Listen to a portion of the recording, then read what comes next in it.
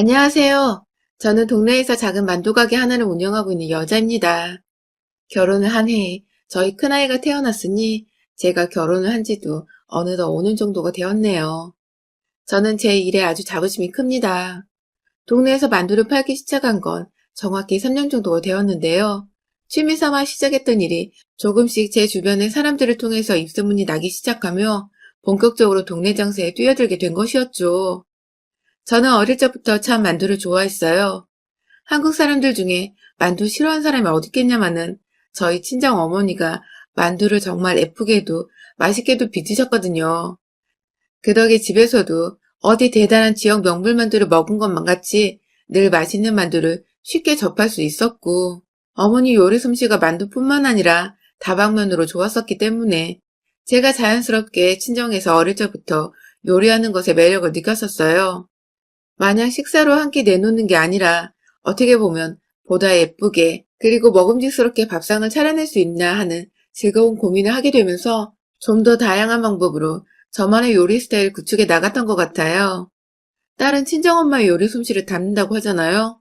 저 또한 친정엄마를 닮았던 건지 요리하는 걸 엄마만큼 좋아하기도 했고 또 시도하는 건 처음이어도 곧잘 만들어내곤 했습니다. 엄마가 요리 쪽으로 일을 하시는 것도 전혀 아니셨고 그냥 집에서 주부로 지내시면서 자식들이랑 남편 먹이는데 이 정도로 정성과 재미를 쏟으셨던 것이라 저는 아예 직업을 요리 쪽으로 나가보면 어떨까 싶은 생각을 어릴 적부터 키웠어요. 엄마는 집안에서 능력을 뽐내시는 거 만족하시지만 나는 밖에서도 내 음식을 많은 사람들에게 먹여야겠다는 작은 욕심이 슬슬 생겨왔죠. 하지만 집에서 하던 취미는 그냥 취미로 만족을 하게 되더라고요. 식품 영양학과로 대학은 어찌저찌 진학을 하기는 했는데 머리가 점점 자라면서 요리는 그냥 요리로만 치부를 해버리는 게 좋겠다는 생각이 들기 시작했어요.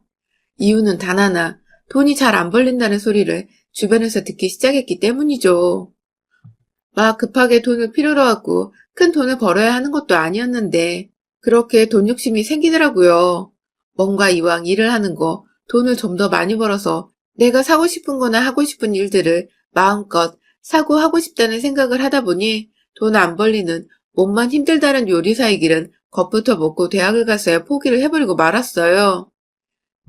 남들은 대학까지 관련 전공으로 갔으면 그냥 밀어붙인다는데 전 아직 늦지 않았다며 미련 없이 그 꿈을 포기해버렸죠. 그 후 저는 전공을 살리긴 살려서 음식 제조 회사에 입사를 해 결혼 전까지 근무를 했습니다. 생각보다 괜찮은 월급과 복지로 일하는 것에 꽤 만족을 하며 살았어요. 왜인지 내 꿈은 원래 직장인이었던 것처럼 진짜 재밌게 그리고 착실하게 회사 생활을 했네요. 그러다가 같은 회사에서 남편도 만났고요. 좋아하는 남자랑 같은 회사에서 꽁냥꽁냥 몰래 사내 연애를 하면서 꽤나 즐겁게 일도 했습니다. 남편은 저보다 4살 많은 궁합도 안 본다는 나이 차이의 상사였어요. 저보다 대단히 높은 것도 아니었고 그냥 단지 입사가 저보다 빨랐기에 승진이 한 단계 정도 높았었죠.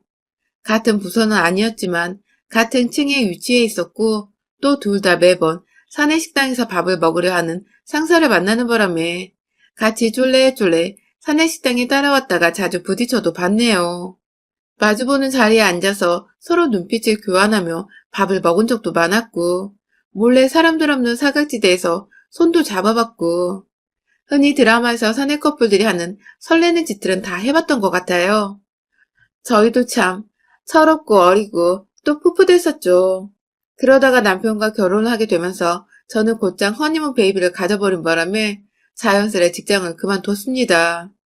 결혼하고 나면 남편과 아이에게 충실하고 싶다는 어릴 적 현모양처 꿈이 있기도 했었고 사실 사내에서 저와 남편의 연애를 까마득히 몰랐던 저희 노처녀 상사가 뒤늦게 저의 청첩장을 받고는 노발 대발 배신감 느껴진다고 어처구니 없게도 절 질타하고 욕한 바람에 저희 팀에서도 제 입지가 그리 좋지 못하기도 했었어요. 한마디로 눈치껏 먼저 사표 쓰고 나가야 하는 분위기까지 가버렸고 그 때문에 저도 사람한테 질린다며 미련 없이 사표를 써버렸습니다. 제 젊은 시절의 추억과 열정을 바친 회사여서 끝마무리가 좋지 못한 것이 참 아쉽고 슬펐지만 제 옆에는 남편이 생겼고 뱃속엔 저희 아이가 자라고 있었기에 크게 개의치는 않았어요. 그렇게 첫 아이가 태어나고 만두 장사를 시작하기 전까지는 집에서 평범한 가정주부로 지내왔습니다. 남편 출근하는 길에 꼬박꼬박 따순 밥도 먹이고 퇴근하면 또 이쁘다고 남편 위해서 거하게 한상 저녁을 차려냈고요. 아이를 키우는 것도 똑부러지게 하고 싶어서 온갖 육아책들은 섭렵하고 정말 야무지게도 육아를 했습니다. 친정엄마가 굳이 도와주실 필요가 없을 정도로 저 혼자서 초보 마치곤 육아가 적성에 맞기라도 하듯 참 유연하게 애를 잘 키웠어요. 그렇게 1년, 2년이 지나갈수록 저는 가정주부로 그리고 한 아이의 엄마로 살아가는 것이 익숙해졌습니다. 하루의 시작과 끝을 밥하고 살림하는 것으로 마무리 짓던 그 삶이 처음엔 아늑하고 평온했지만 갈수록 지루하고 따분하더군요. 점점 제 자신에 대한 정체성을 잃어가는 것 같기도 하고 뭔가 사는 게 왜 사는지에 대한 목표가 없어 한심스럽기도 하고 오로지 남편과 아이만을 바라보며 사는 내게 남편과 아이가 한순간에 사라져 버린다면 그땐 나 자신도 함께 사라져 버리는 건 아닌가 싶어서 혼자가 되는 게 갑자기 막 두려워지기도 했어요. 한마디로 사는 우울증이 뒤늦게야 서서히 드러나며 제 온 정신을 휘감아 버린 것이었습니다. 남편도 저의 변화를 눈치채곤 그때부터 취미생활이라도 가져보라고 권유를 했는데 주변의 애엄마들 따라서 카페를 다니고 맛있는 디저트를 사 먹고 해도 기분이 도통 나아지질 않더라고요. 그러다가 하루는 친정엄마가 저를 부르셨어요. 뜨뜻한 만둣국을 하려는데 같이 만두라도 빚으며 수다를 떨자고 하시더라고요.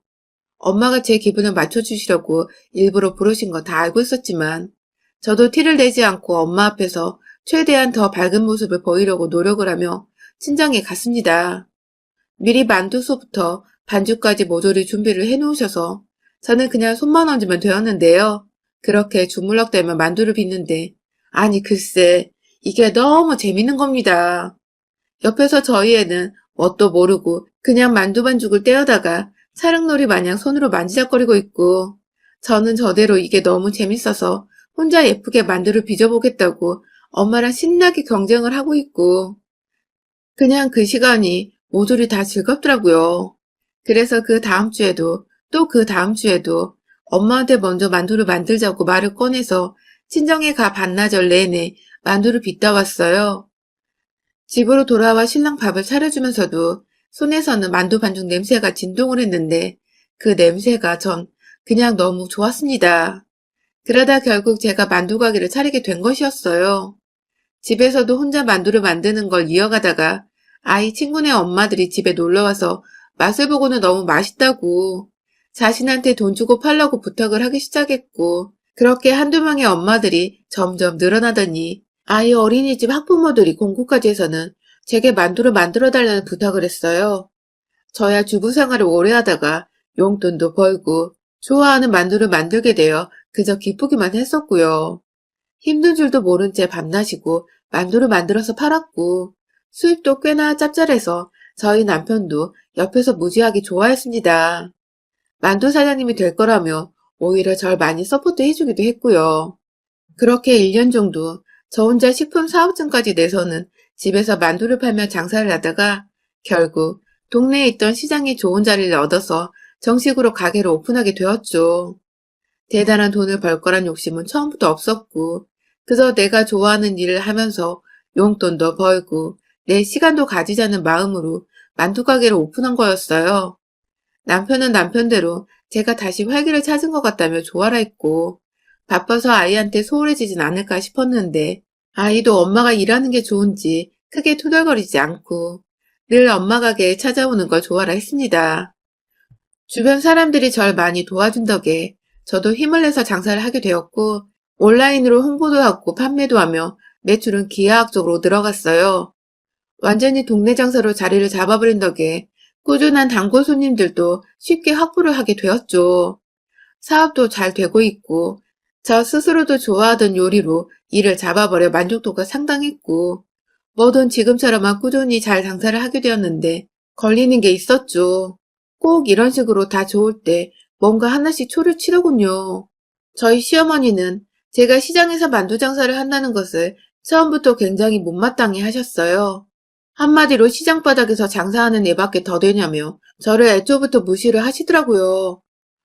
저도 처음에는 저 스스로 매장을 가져보는 게 처음이었던지라 진짜 망해서 어머님 말씀처럼 부끄러운 며느리가 되면 어쩌나 싶어 기가 좀 죽었었는데 나중에 장사가 잘 되어 매출도 좋고 모든 게 다 만족스러운데도 불구하고 어머님이 절 부끄러워하시니 저도 오기가 생기더라고요. 왜 가족인 며느리가 하는 일에 선입견부터 가지시고 안 해도 될 욕을 하며 기분 망치려 하실까 싶어서 원망도 있었는데 점점 그 정도가 심해지니 딱 안 보고 살고 싶은 만큼 미워지더라고요. 그래도 장사 초창기에는 제가 부끄럽다며 가게 근처도 오질 않으셨고 가끔 만나는 명절이나 생신 때 제 앞에서 절 시장에서 장사하는 며느리라고 창피 주는 게 전부였는데요. 한 6개월 전부터는 시장까지 찾아오셔서는 절 건드리시더라고요. 그게 정확히 저희 아가씨가 본인이 사는 동네에서 디저트 가게를 차리기 시작하면서부터였어요. 아가씨는 카페를 차리다가 자금이 너무 많이 든다면서 그 마카롱 가게로 업종을 전향했습니다. 그래서 아주 조그만 평수의 가게를 얻어서는 마카롱 장사를 시작했는데 그게 생각처럼 잘 안 되고 있었어요. 아가씨도 장사가 힘든 줄을 알고서는 저한테 여러 번 조언을 구하며 힘들다는 하소연을 했고요. 그런데 그즈음 시어머니께서도 저한테 자주 연락을 하기 시작하셨어요. 아가씨는 장사가 힘들어서 난리인데 저는 혼자 승승장구하며 어찌 아가씨를 도와줄 생각을 못하냐고. 잘 알지도 못하시면서 저한테 참 나쁜 며느리라고 질타를 하시더군요. 저도 제 딴에는 아가씨께 할 수 있는 조언도 해드리고 힘도 주려고 노력을 했는데 시어머님은 저에게 물질적인 도움을 원하셨던 건지 조언 따위는 장사하며 전혀 필요가 없는 것이라고 또 저를 무시하더군요. 여러 번이나 전화가 와서는 제 장사보다 자기 딸부터 도우라는 헛소리를 하셨어요. 다행히 이건 아가씨가 뒤늦게야 눈치를 채고서 시어머니께 화를 내준 덕에 무마가 되었지만 솔직히 전 기분이 썩 좋지 않았어요.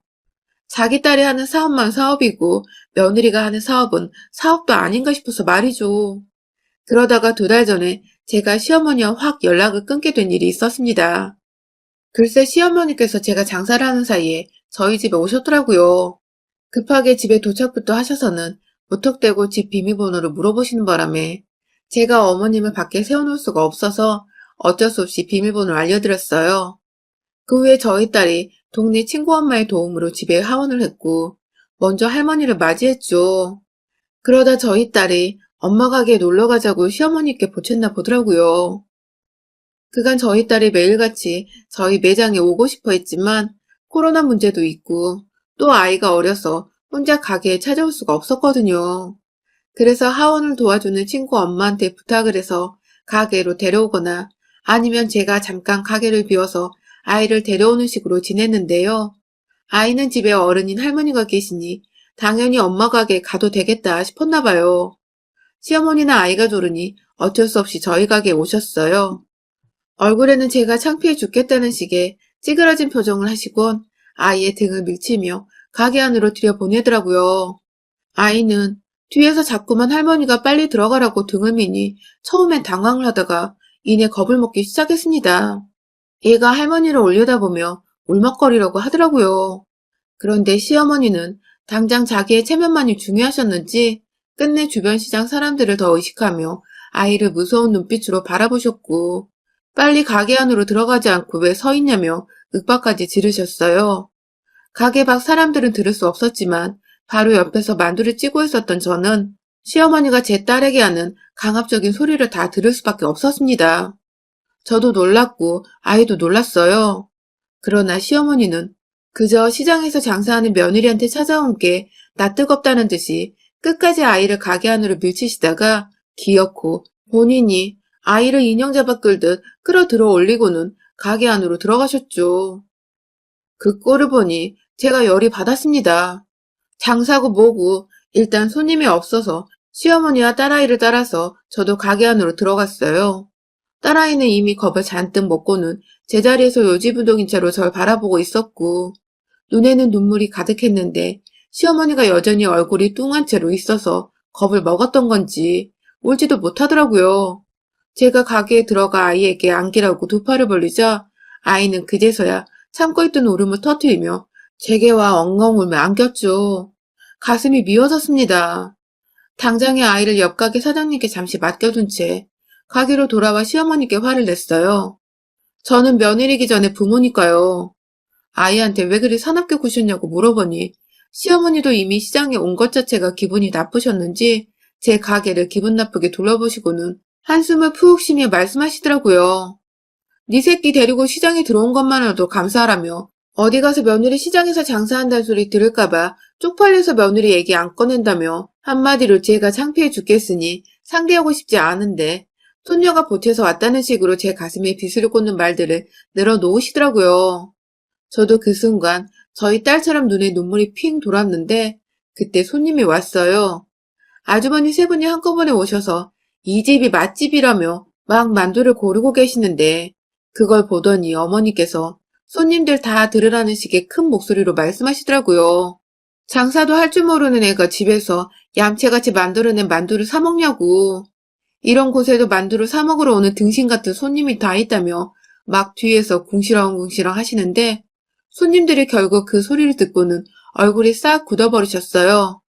만두를 사시기는커녕 시어머님이 자꾸만 중얼거리며 자신들을 째려보고 있는 게 부담스러우셨는지 이내 주문도 안 하시고 유유히 사라지셨죠. 하, 남의 장사하는 데 와서는 기분 나쁜 표정으로 분위기를 흐리질 않나.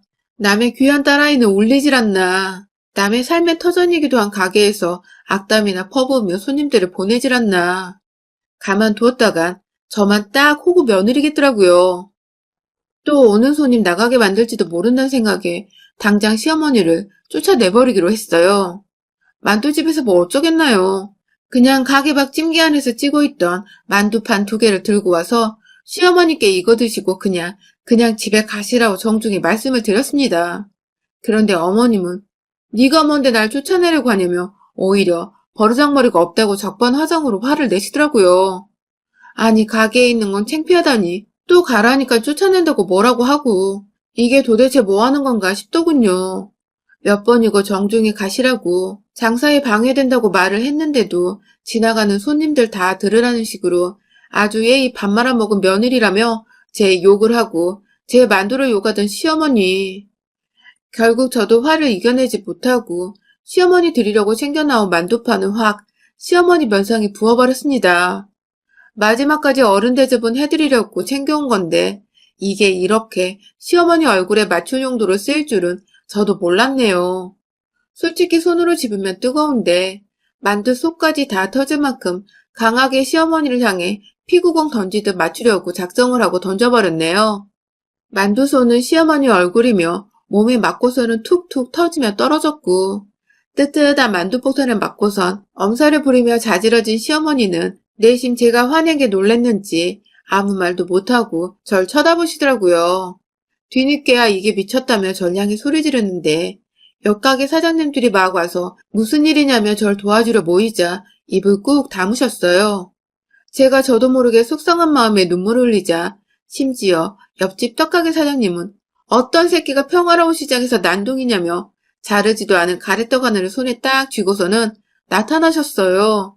시어머니는 저걸로도 설마 맞을까 싶으셨는지 어느새 가게 구석에 서서는 의자를 앞으로 당겨 자신의 몸을 맞고 계시더라고요. 제가 도로 가게 밖에 있는 만두판을 하나 더 집어왔습니다. 그거 들고서 마지막으로 한 대만 더 맞고 가실래요? 아니면 순순히 그냥 가실래요? 하며 소위 일진 학생처럼 짝다리하는 짚고는 윽박을 지르니 대답도 않고 달려나가 버린 시어머니. 그게 2달 전 제가 본 마지막 시어머니의 모습이었답니다. 그 후 어머님은 저희 집에 가게에 찾아오시기는커녕 연락도 없이 완전히 두문분출을 하며 시댁에 계시고요. 뒤늦게야 상황을 시어머니를 통해 전해들은 아가씨는 가게 장사하는데 엄마가 민폐를 끼친 게 아니냐며 제 걱정에 연락이 왔더라고요. 천만다행이게도 이 집 구석에 시어머니 말고는 남편이며 시누이며 다 정상인이라서 어찌나 고맙던지요. 비록 시어머니께 만두 장사를 하는 것에 대해 인정을 못 받는 것 같아서 찜찜하고 마음이 편치는 않지만 그날 만두로 시어머니 면사가 내리쳤을 만큼은 정말 지금 생각해도 희열이 돋습니다. 앞으로도 인정받을 길이 없을 것 같고 받을 필요도 없는 분이시지만 또다시 제 가게에 와서 장사를 방해하거나 제 딸 눈에서 눈물 흘리게 하는 날에는 익힌 만두가 아니라 만두 쏘로 확 같이 찜기에 쪄버리려 합니다. 조심하세요, 어머니. 여러분의 생각은 댓글로 남겨주세요. 오늘도 시청해주셔서 정말 감사합니다.